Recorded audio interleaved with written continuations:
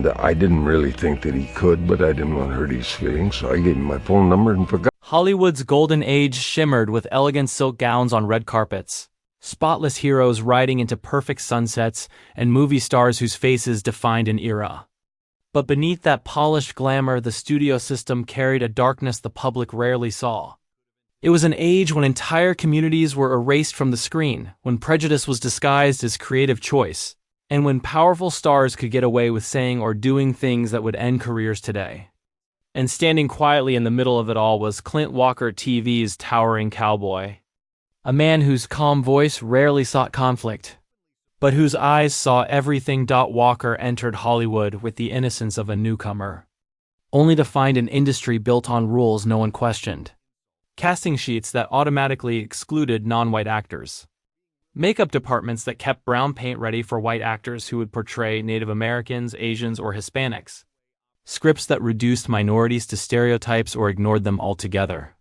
To most in Hollywood, this wasn't cruelty, it was tradition. But for Walker, raised with a working man's sense of fairness, it was something else entirely. It was wrong. He watched as talented black actors arrived on set only to be pushed into servant roles. He saw indigenous extras treated as props rather than people. He heard jokes spoken in dressing rooms that made him uncomfortable, delivered by stars who smiled for cameras but behaved differently once the director yelled, "Cut." And in conversations later in life, Walker revealed pieces of this world not to cause scandal, but to finally tell the truth about an industry that wrapped discrimination in celluloid. This is the story of the quiet cowboy who witnessed the cracks beneath Hollywood's gold, and the unspoken racism old Hollywood tried so hard to hide. The Western frontier that Hollywood created was never meant to reflect the real American West. It was designed to sell a fantasy, a world where the hero was always white. The justice system was simple, and the story never questioned who deserved to be seen. When Clint Walker stepped into this landscape as Cheyenne Bodie, he quickly learned that the West on camera was built on erasure. It wasn't just a storytelling choice. It was a system, one he would witness up close day after day, on studio lots. Walker often noticed how indigenous actors waited hours for roles that barely gave them a line. They were asked to stand in the background, ride horses, or perform stunts, but rarely allowed to shape the story. Hollywood's frontier needed their image, not their voice. And when a script required a major Native American character, more often than not, the studio brought in a white actor, darkened his skin, and taught him a handful of broken phrases. To executives, this was efficient. To Walker, it was something that didn't sit right. He came from a modest, working-class life where people were judged by their character, not their complexion.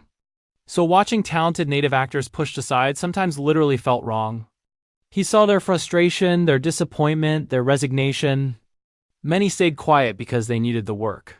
Hollywood knew that and used it. It didn't end with indigenous portrayals. African American actors were almost entirely cut out of the Western myth. When they appeared, they were written as cooks, cleaners, porters, or nameless helpers who existed only to support the white lead. Walker's sets were no exception. Some of the most gifted black performers he encountered were given roles with no purpose other than saying, "Yes, sir," or offering a quick laugh. Off camera, they had depth, intelligence, humor, and warmth. On screen, the industry reduced them to fragments. Walker never forgot one particular moment. A black actor who had blown everyone away during rehearsal funny, sharp, charismatic, was suddenly quiet during filming. When Walker asked why, the man shrugged and said, "They cut my lines. Didn't want me drawing attention." That sentence lingered with Walker for years. Even background extras weren't immune to Hollywood's selective vision. Latino actors were often asked to switch sides mid-production, Native American in the morning, Mexican bandit in the afternoon, depending on what the script needed. They wore whatever stereotype the studio required without complaint because complaining meant losing work. For them, opportunity came wrapped in humiliation. Behind all this was the unspoken rule all actors knew: don't question the system. The studio heads valued efficiency and tradition over authenticity. Directors wanted a quick, predictable result. Executives feared genuine representation might confuse the audience. That was the world Clint Walker walked into, a world where the myth was more important than the people. erased to maintain it. Walker wasn't loud about his discomfort. That wasn't who he was. But he paid attention. He listened. He remembered. And over time he began speaking softly but honestly about what he had seen. Not to condemn individuals, but to expose a culture that had existed for decades. One built on decisions that harmed countless actors whose names history never recorded. Hollywood sold the frontier as a land of rugged freedom. But the truth Walker witnessed was far more complicated. Behind the sweeping musical scores and heroic horseback rides lay a reality shaped by systemic races, a reality old. Hollywood preferred to hide behind bright lights and carefully staged legends. Old. Hollywood loved control over images, narratives, and, most of all, the image of its biggest stars. When a script called for a Native American chief, an Asian shopkeeper, or a Mexican outlaw, the studios rarely searched for authenticity.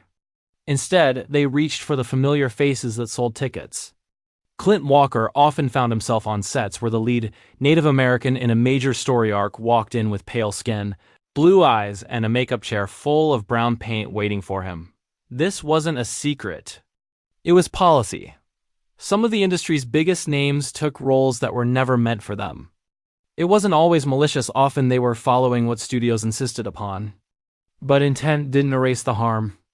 Walker saw how these decisions erased entire cultures from their own stories. The most notorious cases reverberated across Hollywood. White actors in heavy prosthetics to appear Asian. Latino actors replaced with stars who couldn't pronounce the character's name. And indigenous heroes recast as men who had never set foot on a reservation. Films like Breakfast at Tiffany's became infamous for caricatures such as Mickey Rooney's exaggerated Asian role, a performance Hollywood once celebrated but now looks back on with disbelief. In Westerns, it happened constantly. Characters written with dignity and history were transformed into background noise, jokes, or noble savages whose only purpose was to elevate the white hero. Then there were the words, spoken by icons, words that echoed through the industry. John Wayne's 1971 Playboy interview resurfaced often in later conversations, a reminder of how openly certain prejudices were once expressed without consequence. Wayne defended white supremacy, dismissed Native American suffering, and spoke in a tone that shocked many once the world had changed enough to truly hear the damage behind such statements. Walker, who was never confrontational, didn't publicly attack Wayne or others like him, but he didn't pretend those views were harmless either. He had worked alongside indigenous performers who whispered their frustration when comments like those spread through sets. For them, it wasn't debate, it was a reminder of who held power. Even directors perpetuated harmful portrayals. Many believed audiences wouldn't accept a film led by a minority actor. Clint Walker heard these conversations in conference rooms and script meetings. The audience won't buy it. They want someone they know. Just put the makeup on him. It'll work. And so they did, over and over, relying on stereotypes to fill the spaces where real people should have stood. What troubled Walker most wasn't one actor or one film. It was the normalization of it. Cardiovascularly quiet, he often stood back and observed. He saw white stars joke about slipping into roles meant for the Indians, or laugh about how nobody will know the difference. He saw how indigenous actors, relegated to walk-on roles, watched in silence as someone else portrayed their history. He noticed the way black actors flinched when directors barked orders at them in tones they never used with white performers. The cruelty wasn't always loud. More often, it was woven into the daily atmosphere. To Walker, the tragedy wasn't merely the miscasting, it was the mockery, the invisibility, the myth-making that turned real cultures into cardboard cutouts. He later spoke about these moments in interviews, never naming people to shame them but acknowledging how deeply flawed the system had been. He believed audiences deserved the truth. And more importantly, so did the actors whose stories Hollywood twisted, minimized, or erased. Old Hollywood celebrated its stars, but it rarely acknowledged the people it pushed aside. And Clint Walker understood that the real frontier in justice wasn't always written into scripts. It was embedded behind the cameras, in casting rooms, and in the very structure of the industry itself. Clint Walker was not the kind of man who raised his voice to make a point. In an industry full of egos, shouting matches, and backstage politics, he stood apart, calm, soft-spoken, a gentle giant who preferred listening over lecturing. But sometimes the quietest observers see the most. And when Walker finally began to speak about his years in Hollywood, what he revealed was not scandal, but truth born from lived experience. He often said that the biggest shock of his early career wasn't the pressure, or the fame, or the long shooting days, it was the atmosphere. The casualness with which people dismissed others based on race or background. Not in explosive arguments, not in public outbursts, but in the offhand comments, the assumptions, the jokes no one challenged. Walker remembered walking into a makeup trailer early in his career and seeing an indigenous actor sitting silently, while a white star joked about beating the Indians today. Everyone laughed, except the man in the chair. That moment stayed with Walker for decades. Later in life, he said it was the first time he realized that Hollywood wasn't just insensitive, it was insulated. It existed in a bubble where disrespect blended seamlessly into routine. He talked about this gently, without bitterness, because he believed that people could learn if they were willing to listen. When interviewers asked him about the racism in old westerns, he never dodged the question. He explained how scripts were written from a single perspective, how producers prioritized stereotypes that audiences expected, how actors of color were often overlooked or treated poorly, and how the system itself discouraged anyone from speaking up. But he didn't pretend he had been a hero. Clint Walker never claimed to have challenged the machine or changed the industry. He simply stated what he saw and acknowledged that he wished he could have done more. He recalled conversations where black stunt performers asked why they were never allowed to double for white actors, even when they were more skilled.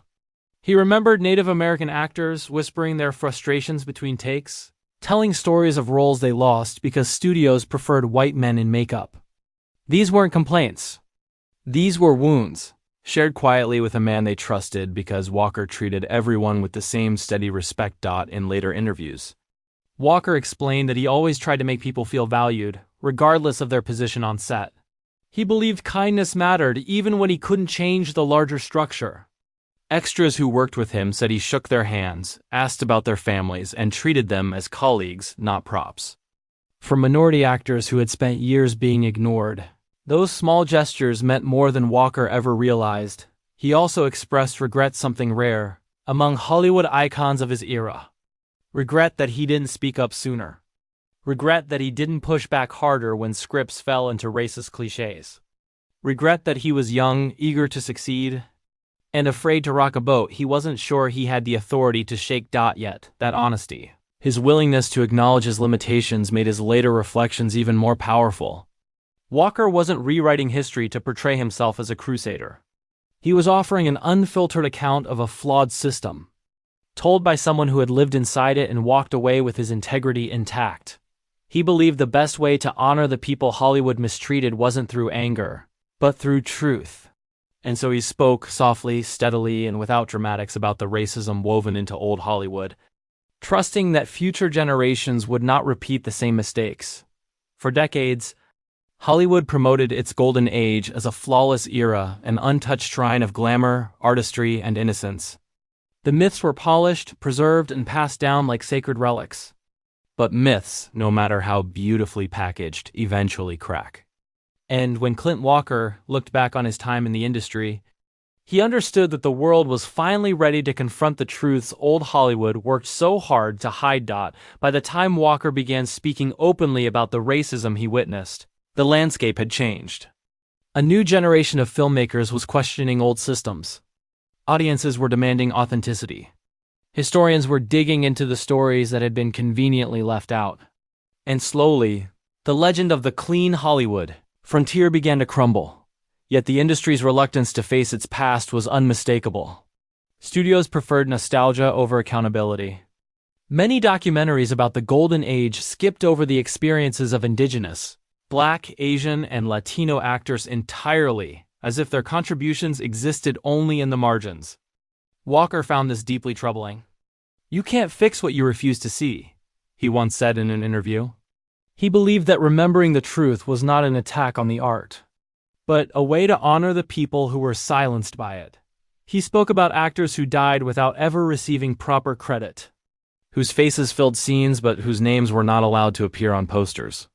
He recalled extras who endured ridicule, stunt performers who risked their lives for a fraction of their white counterparts' pay, and dancers whose talents were overshadowed by the restrictions forced upon them. Hollywood had built its legacy on their backs, yet rarely acknowledged them.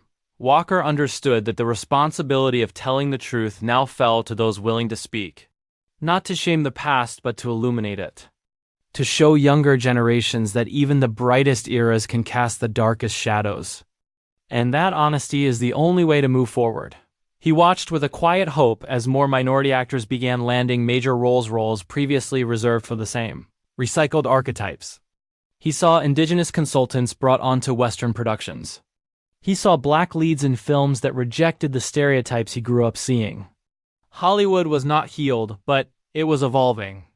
And Walker believed that evolution was the real legacy worth celebrating, yet he also understood that the work was far from finished. The systems that shaped old Hollywood did not disappear overnight. They lingered in casting decisions, in studio hierarchies, in the power dynamics that allowed prejudice to thrive for so long. Walker often said that fixing the future required remembering the past, exactly as it happened, not as nostalgia wished it to be. In his final years, Clint Walker reflected not just on his own career, but on the industry he had devoted his life to. He loved his work, loved the characters he played, loved the fans who cherished him. But he never romanticized the environment he worked in.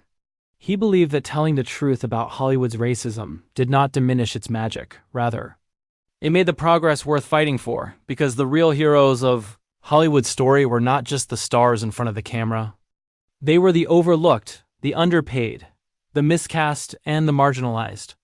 The people whose stories were denied, but whose presence shaped the industry nonetheless. By speaking about what he witnessed, Clint Walker helped ensure that their legacy, which Hollywood tried so hard to bury, would no longer be forgotten.